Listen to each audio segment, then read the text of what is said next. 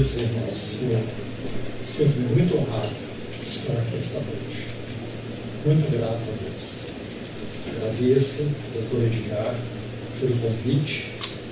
Foi muito bom chegar aqui hoje e rever alguns amigos. Com certeza farei novos amigos também aqui hoje à noite. Eu quero, neste momento, também desejar a todos vocês um Feliz Natal, porque pode ser que não os veja até o próximo Natal. E desejar um feliz ano novo também, 2015, cheio de bênçãos e de sucesso. O tema de hoje à noite, crer é também pensar, não tem como não pensar no autor deste livro, o John Stott.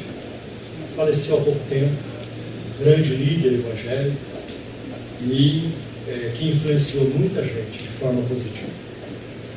Mas, para a minha palestra aqui hoje à noite, eu devo também ao Whitney Mises, um escritor norte-americano da Assembleia de Deus. Ele escreveu um livro que a editora Vida traduziu, e o título é Pentecostal de Coração e Mente. Muito importante que essa obra veio de um pentecostal, porque a história do pentecostalismo tem sido marcada pelo anti-intelectualismo. E o Rick, então, ele desperta aos ouvintes para a necessidade de usar a mente e de ir em busca do conhecimento bíblico para melhor apresentar a fé cristã. Eu mesmo, quando comecei na fé evangélica, fui atingido por isso. Então, eu, quando manifestei desejo de estudar pela primeira vez, os líderes da igreja tentaram me dissuadir que não fizesse, ou me dissuadir disso. Não vá para a faculdade. Você estará sentado aos pés de instrumentos de Satanás, e eles vão roubar a sua fé. Mas Deus me deu graça, eu fui, e valeu a pena. E naquela época eu conheci um pastor, ele tornou-se escritor também, já falecido há muito tempo, João Pereira de Andrade Silva. E eu ouvi esse pastor repetir várias vezes: a ignorância não é virtude, a ignorância não é virtude. E ele era um homem culto, ele citava os filósofos, ele tinha suas frases em latim, que ele gostava de citar também, e isso também me ajudou muito. E quando você pega o livro de John Stott, Crer é também pensar, logo no início do livro, ele fala de crentes de mentes vazias. Hoje nós temos no Brasil uma grande parte da igreja brasileira que é uma igreja que não consegue mais pensar, refletir. Ela consegue sentir, mas ela não consegue refletir. Então, grande parte do rebanho brasileiro hoje é muito mais propenso à emoção do que à reflexão. O culto, para valer a pena, tem que ter muita lágrima, tem que ter muita gritaria, tem que ter muita emoção. E eu não sou contra a emoção. E a Bíblia também não é. Aliás, Jesus, ele teve todas as emoções humanas, menos as pecaminosas.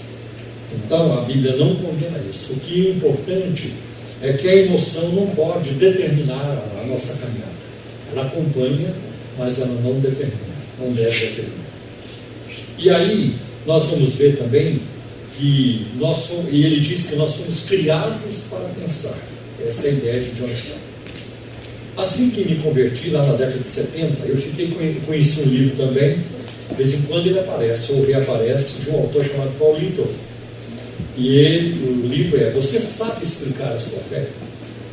Porque é muito comum em muitos círculos evangélicos você ouvir essa expressão: eu só sei que Jesus é bom, eu só sei que Jesus é bom.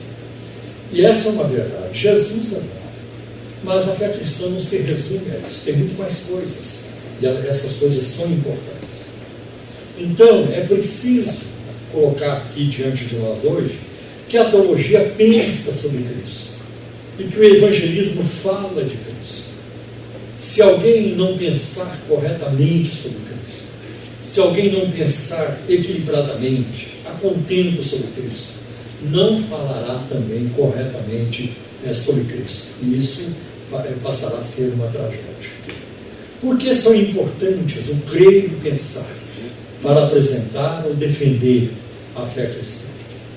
A resposta mais clara é que Deus ordena que nós o façamos. A Bíblia espera que nós o façamos.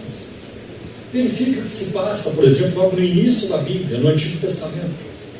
Moisés e os profetas, eles se posicionaram quando confrontados com o mundo pagão. Nós vamos ver, por exemplo, um autor chamado Henry Morris, ele diz que Gênesis 1:1, de uma só vez, refuta todos os pontos de vista heréticos e pagãos sobre a origem da vida que prevaleceu no mundo antigo. Ainda hoje, o ateísmo, o politeísmo, o naturalismo, o humanismo e o evolucionismo são desafiados por um único versículo da Bíblia, pelo primeiro versículo da Bíblia.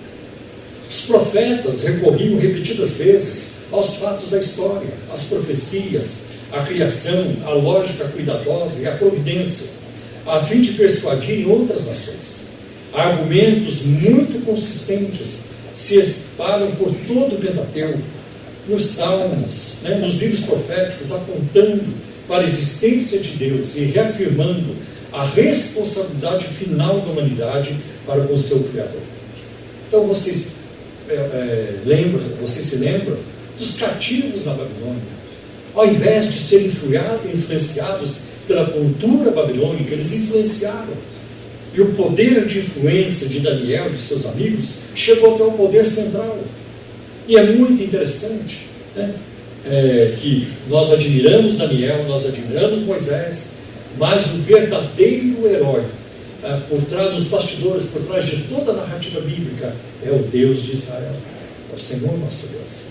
Então eu acho fantástico que esses homens, lá na Babilônia, num ambiente hostil, adverso, circunstâncias difíceis, eles mais influenciaram e eles não foram influenciados. Veja as estratégias apologéticas de Jesus, por meio de milagres, da lógica e do debate. Ele devolvia a pergunta aos seus questionadores. E um texto da Bíblia que anda muito comigo, que está sempre nos meus lábios, no meu coração, é Colossenses 2:3, que em Cristo estão escondidos todos os tesouros da sabedoria e da ciência. Toda a cultura, todo o saber, todo o conhecimento que existe no mundo, que um dia passará a existir, que nem existe ainda, estão escondidos em Cristo Jesus. E isso é fantástico, Há pouco tempo, um líder religioso empresarial no Brasil, de grande notoriedade, ele fez um comentário sobre o primeiro milagre de Jesus em Caná da Galileia. E ele disse que ele não via nenhum sentido nesse milagre de Jesus. E ele diz: a minha inteligência não permite aceitar. Por que esse milagre foi feito? Esse milagre não serviu para nada. Ele não beneficiou ninguém. Quem foi beneficiado desse milagre? E numa clara demonstração de completa ignorância bíblica, teológica, doutrinária, ele não leu até o versículo 11 de João capítulo 2. Porque foi no milagre em Caná da Galileia que o texto diz que os discípulos viram a sua glória e creram nele. É interessante que em João 6, 66 a 68, Pedro, quando perguntado por Jesus: vocês também não querem ir embora? Ele responde: para quem iremos nós? Só o Senhor tem palavras de vida eterna, e nós temos crido e conhecido. Talvez uma referência a João capítulo 2. Nós te conhecemos lá, e nós cremos no Senhor a partir dali. Que importante é isso. E antes de terminar o seu evangelho, João escreve: e muitas outras coisas fez Jesus, e cuide que no mundo todo não caberiam os livros, se fossem escritos. Mas estes milagres, porém, foram escritos para que creiais que Jesus é o Cristo, e para que crendo tenhais vida em seu nome. Então nós vemos essas estratégias de Jesus. Veja as cartas de Paulo. Elas estão repletas de ilustrações, de argumentos lógicos, exemplos históricos e réplicas argumentativas que se dirigem às acusações, às dúvidas e ao falso raciocínio dos céticos. No Novo Testamento, por exemplo, há uma passagem que se destaca sobre essa importância da mente, que destaca isso. Em Mateus capítulo 22, versículos de 34 a 37, diz assim: ao ouvirem dizer que Jesus havia deixado os saduceus sem resposta, os fariseus se reuniram. Um deles, perito na lei, o pôs à prova com esta pergunta: Mestre, qual é o maior dos mandamentos? Qual é o maior mandamento da lei? Respondeu Jesus: ame o Senhor, o seu Deus, de todo o seu coração, de toda a sua alma e de todo o seu entendimento. Jesus está dizendo, a mente é importante, o conhecimento, o entendimento é importante para também amar a Deus e amar o seu próximo. E nesta mesma linha, Paulo escreveu aos Romanos, capítulo 12, versículo 1, ele fala do culto racional. Não é baderna, não é loucura. Tá? Nós hoje convivemos com isso. Eu tenho uma frase que eu digo o seguinte: nós não podemos, em nome da ordem, extinguir o espírito, mas nós não podemos também, em nome do avivamento, introduzir a baderna. Nós temos que buscar um equilíbrio na nossa forma de servir a Deus e de cultuar a Deus. Isso é importante. Eu vejo hoje cultos que eles chamam de evangélicos, uma paranoia, aberrações, abusos, de tudo isso, coisas que não têm lógica nenhuma e que não têm nada a ver com as Escrituras. E eles chamam isso de grande obra de Deus ou de avivamento. Então, eu costumo dizer que quem fala que o Brasil está passando por um grande avivamento, ou não conhece, ou não sabe o que é avivamento, ou não conhece o Brasil. Porque os avivamentos da história foram marcados com a preeminência da palavra. Foi a preeminência da palavra. Desde os dias de Josias e ao longo dos séculos, a palavra de Deus se destacou. Muito importante isso. O endosso bíblico mais conhecido sobre a importância da mente, e do conhecimento encontra-se em 1 Pedro 3,15. Nessa passagem, Pedro, ele ordena os cristãos a estarem sempre preparados. E o versículo diz: santificai a Cristo como Senhor em vossos corações. E estáis sempre preparados para responder com mansidão e temor a qualquer um que vos pedir a razão, a lógica da esperança que é em vós. Que texto importante! Responder de onde ali aparece o termo no grego apologia, e de onde temos a palavra apologética, que é fazer uma defesa verbal. Não é defesa física, é falar a verdade com amor, é com base nas Escrituras. As minhas ideias, elas são secundárias, minhas palavras são secundárias. O mais importante é a palavra que o Espírito de Deus inspirou aos seus santos apóstolos e profetas para falar. Por isso o cristianismo não é imposição. Ninguém pode impor a fé cristã sobre alguém. E eu olho com muita tristeza a crueldade, por exemplo, praticada em nome de religião, de livros e de divindades. Eu olho com muita tristeza o Estado Islâmico, que facilmente corta a cabeça das pessoas. Por que eles fazem isso? Porque eles não têm Jesus. E se alguém diz, mas os cristãos também já cometeram atrocidade, nós não estamos aqui para defender isso. Porque quem ama Cristo, quem abraçou a Cristo e quem vive à sombra da cruz de Cristo, vai amar os seus inimigos, vai perdoar quem não persegue, porque essa é a ética de Jesus lá no Sermão do Monte. Então isso é muito importante. Então nós vemos como a Pedro nos estimula a defender a fé, a dar explicação pela fé. Não é que o cristianismo não tem resposta, quem não tem somos nós. Muitos crentes não têm, porque não fazem a lição de casa. Mas se você fizer a lição de casa, nós teremos as respostas para as questões básicas da vida, mais importantes também. Veja os pais da igreja, eles tiveram um papel importante para explicar os ensinos do Novo Testamento e aquilo que eles aprenderam com os apóstolos. De fato, o segundo século depois de Cristo é chamada a Era dos Apologistas. Quadratus, por exemplo, no ano 120 depois de Cristo, escreveu ao imperador Adriano, para demonstrar a superioridade da fé cristã em comparação com os cultos pagãos.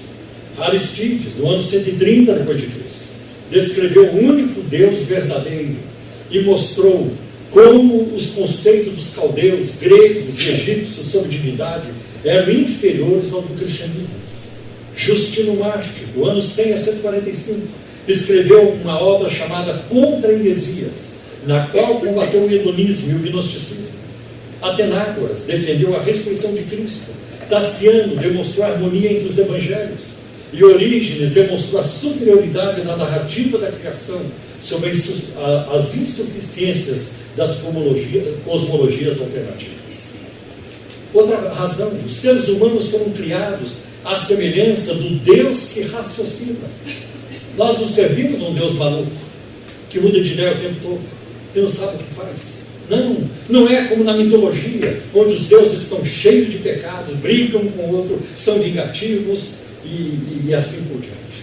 Mas nós servimos um Deus que de fato Ele é um Deus escondido, é um Deus que se esconde, mas Ele é um Deus revelado também. Ele é um Deus que se revela, e Ele se revela principalmente nas páginas das Escrituras, nas páginas da Bíblia, que é muito importante. Então, enxergamos isso.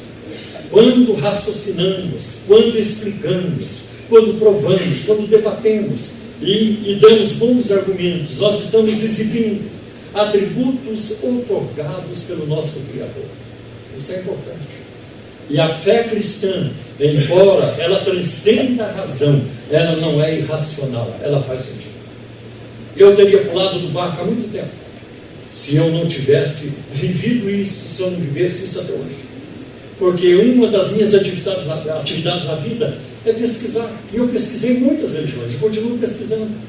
E tudo indica que nunca vou conseguir parar de pesquisar. Eu pesquisei muitas. E cada vez que eu pesquisava um grupo, uma religião, mais eu descobri os seus pontos. Mas quanto mais eu leio a Bíblia, mais relevante ela se torna. Mais importante ela se torna. Mais eu me identifico e me firmo na fé em Cristo. Gosto muito daquele hino, que é cantado, é uma versão do inglês, né? Em nada ponha a minha fé. E a estrofe em inglês diz: sobre Cristo a rocha, firmemente me coloco, qualquer outro solo é areia movediça.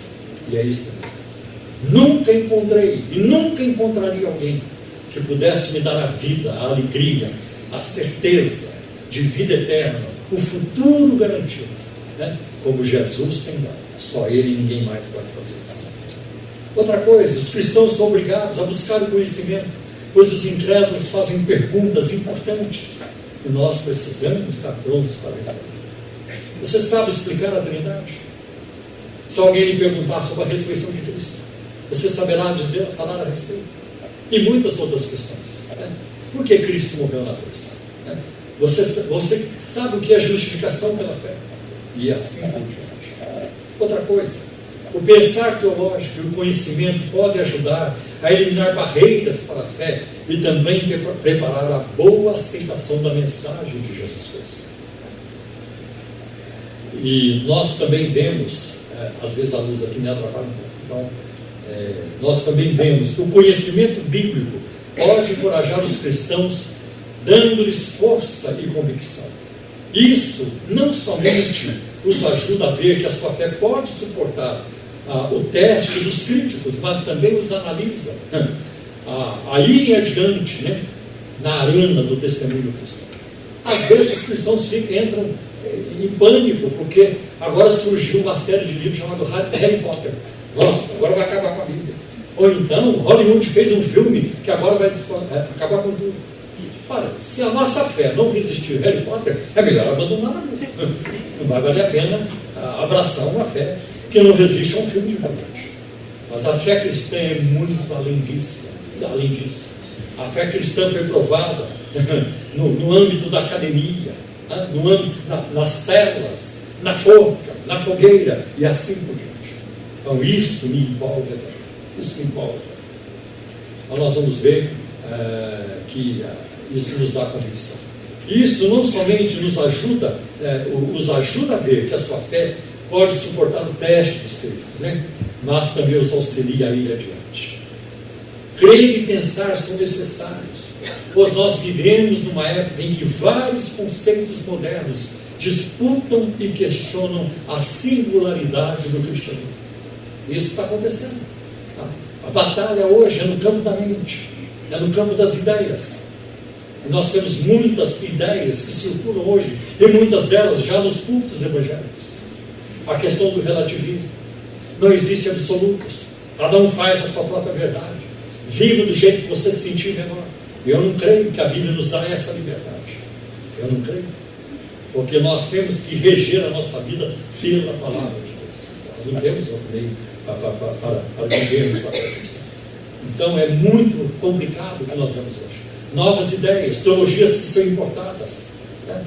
Por exemplo, a teologia da prosperidade, confissão positiva, teísmo aberto, igreja emergente, são movimentos que chegam no nosso meio. O liberalismo teológico, que graça também já em muitos círculos. E pasmem, eu nunca esperava encontrar liberalismo no meio pentecostal, mas já existe também. Então, tudo isso nós vemos acontecendo hoje.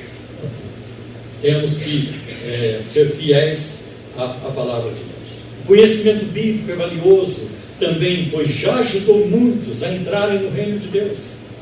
Considero os seguintes homens de fé que se entregaram a Cristo depois de terem suas objeções contra o cristianismo quebradas. Eu vou citar alguns nomes. C.S. Lewis rendeu sua vida a Cristo depois de ler a defesa de Chesterton sobre a primazia de Cristo naquele livro O Homem Eterno.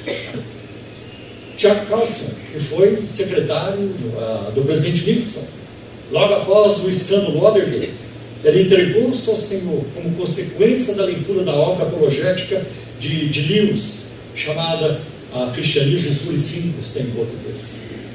Lee Strobel, autor do livro Em Defesa de Cristo e vários outros livros, converteu-se como resultado de sua tentativa de demonstrar destronar as reivindicações de Cristo. Na verdade, a esposa dele tornou-se cristã. Lee Strobel era um ateu convicto. E ela não falou nada com ele. E ele ficou muito incomodado quando a sua esposa se tornou cristã. E o primeiro pensamento que veio à mente dele: acabou o meu casamento. Isso vai terminar em divórcio. Mas ele viu algo na esposa. E não foi com palavras. Ele viu alegria na vida daquela mulher, que ele nunca tinha visto antes. E um dia ele falou: eu quero ver aonde ela está, o que acontece lá que ela arranjou essa alegria. E ele foi. E quando ele procurou destronar, né, as afirmações sobre Cristo, ele foi fisgado por Jesus. E essa é a grande verdade. Eu no fim vou falar mais sobre isso. Jesus é um perigo. Jesus é um tremendo sedutor. Tem um poder de sedução irresistível. Porque eu também tentei resistir, mas ele quebrou minhas resistências. Jesus colocou algemas na minha alma, no meu coração. Ele me prendeu. E eu digo a vocês, são algemas eternas. Nunca serei livre de Cristo. Estou ligado a Ele. Sou prisioneiro dele. Sou prisioneiro dele. Como eu sei que todos aqui, ou a maioria, poderia dizer a mesma coisa. John Warwick Montgomery foi meu professor de grego, apologista e professor de direito. Foi levado a Cristo pelo contínuo testemunho de um colega de quarto de faculdade. Ele alimentou Montgomery com uma dieta saudável dos melhores e mais recentes materiais apologéticos disponíveis. O próprio John Stott teve um papel importante na vida de um professor que eu tive. Esse professor está vivo, Dave Wells, grande professor de teologia sistemática no seminário Gordon Conwell. Dave Wells fazia parte da guerrilha na Rodésia, né, hoje Zimbábue. E ele ouviu o John Stott no rádio, num programa de rádio na Inglaterra. E ele saiu da Rodésia para brigar com o John Stott lá na Inglaterra, para discutir com ele. E John Stott o levou a Cristo. E morou com o John Stott por um tempo, até que a situação dele se ajeitasse. E eu conheci Dave Wells, foi meu professor. Então, é incrível o poder do Evangelho. É incrível. Frank Morrison, que escreveu o clássico volume, né? Quem moveu a pedra, estava determinado a provar que a ressurreição de Cristo não passava de um mito. A sua pesquisa profunda, contudo, levou a uma fé inabalável.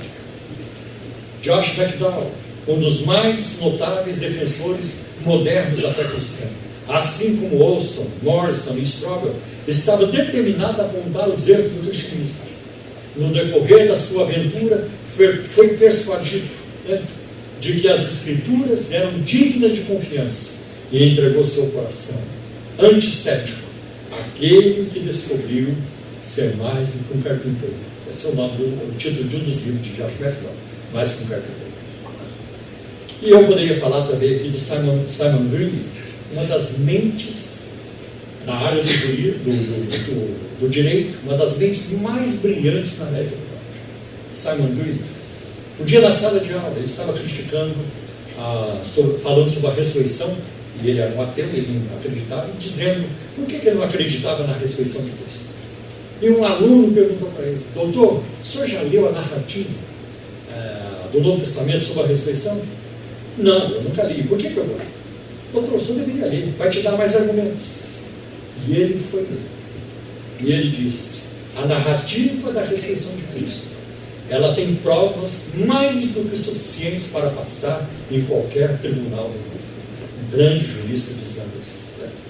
E eu vou terminar essa lista de nomes aqui com Jonathan Edwards, uma das mentes mais brilhantes da América do Norte, que foi o protagonista do grande avivamento, primeiro grande avivamento na Nova Inglaterra, nos Estados Unidos, por volta do ano 1745.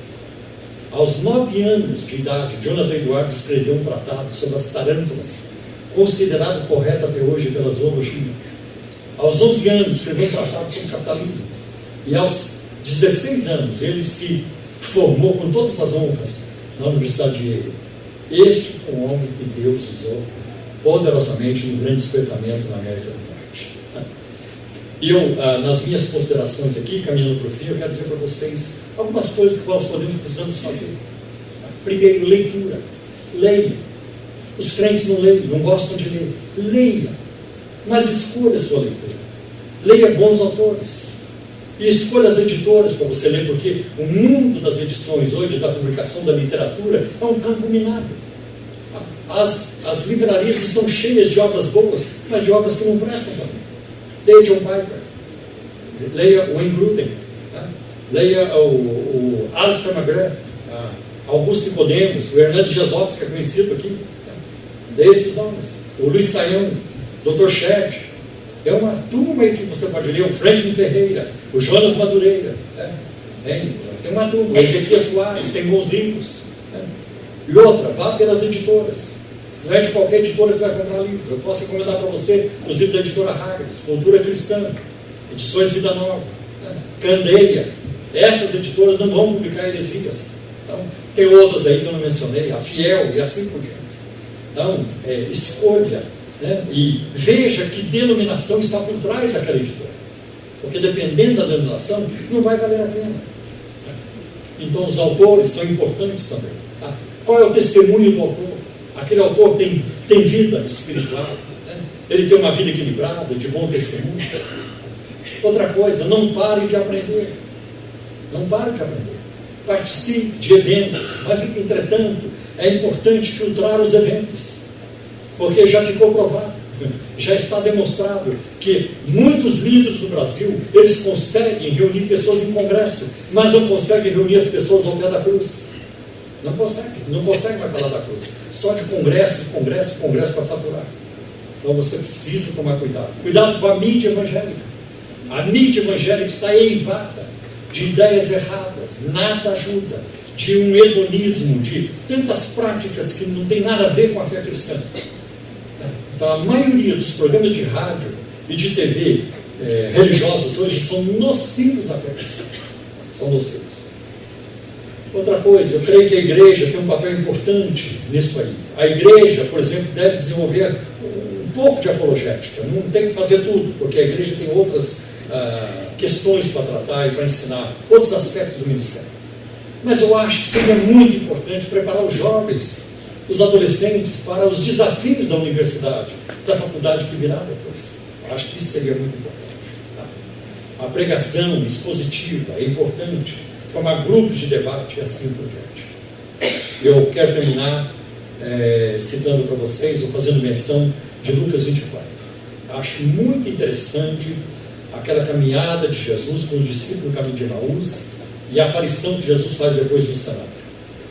A Bíblia diz em Lucas 24, 32, que ele abriu as Escrituras para os discípulos.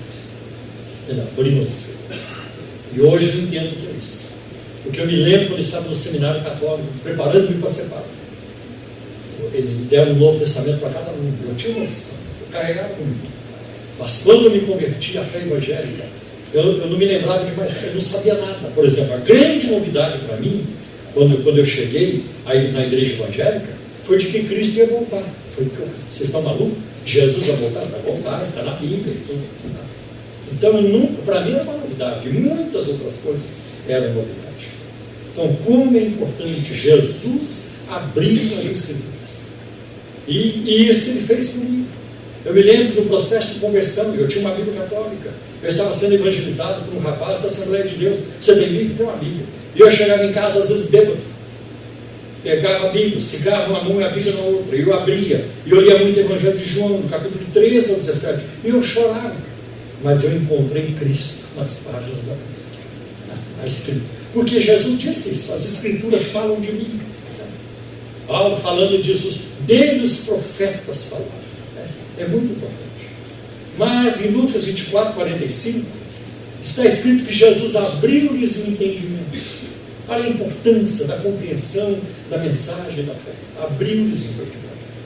E eu acho interessante que abrir a Escritura e abrir o entendimento foi uma forma de conduzir os discípulos para Pentecostes. Em Atos 2, o fenômeno é muito importante. É tremendo, vento veemente, fogo caindo, línguas repartidas como de fogo. A glossolalia, o falar em línguas, está tudo lá. Grande, um dos maiores milagres da Bíblia.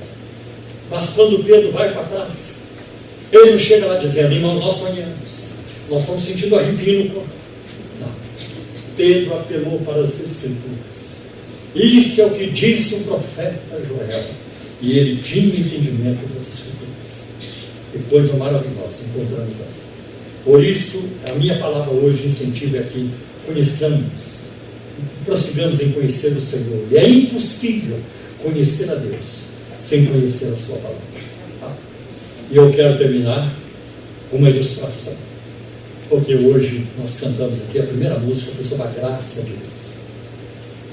E essa é uma ilustração, é uma história fictícia, né? Mas ilustra bem.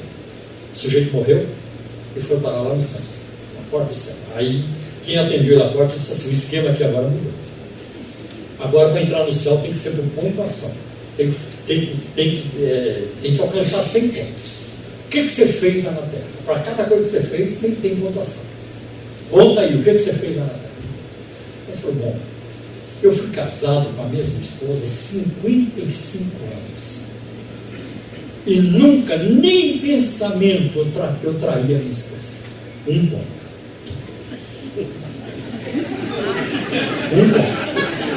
O que mais você fez?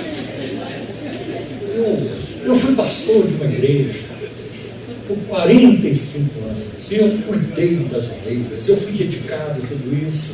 Ah, isso também está bom. Isso aí também conta. Um ponto. O que mais? Aí, eu lembrei. Por 10 anos, todo domingo, depois do culto, eu visitava um leprosário. Eu chegava lá, eu dava banho nos leprosos, levava comida para eles, trocava a roupa deles. Isso também é importante. Isso aí também conta. 3 pontos. O que mais? Ele ficou desesperado. Como é que eu vou chegar? Como é que eu vou entrar? Só se for pela graça. O que você falou? Só se for pela graça. 100 pontos. Aí, a graça desse. Glória a Deus. Obrigado, Deus abençoe.